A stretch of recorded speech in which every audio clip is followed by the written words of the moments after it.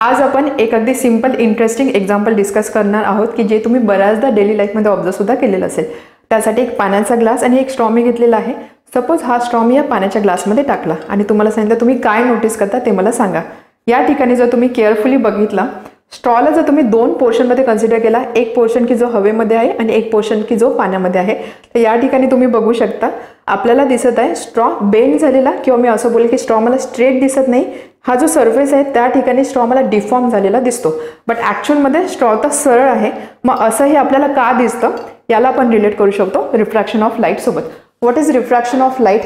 ज्या वेळेस light race एका मीडियममधून दुसऱ्या मीडियममध्ये ट्रॅव्हल करतात त्यावेळेस लाईट रेस कधी स्ट्रेट पाथ फॉलो करत नाही. लाईट रेस नेहमी बेंड होता आणि या लाईटच्या बेंडिंगलाच आपण बोलतो रिफ्रॅक्शन ऑफ लाईट. या केसमध्ये काय झालेलं आहे, दोन मीडियम आहे, एक मीडियम आहे एअर, एक मीडियम आहे वॉटर. लाईट रे एअरमधून वॉटरमध्ये एंटर करणार आहे, म्हणजेच काही इथे मीडियमचा चेंज होणार आहे. त्यामुळे लाईट रे स्ट्रेट पाथमध्ये ट्रॅव्हल नाही करणार.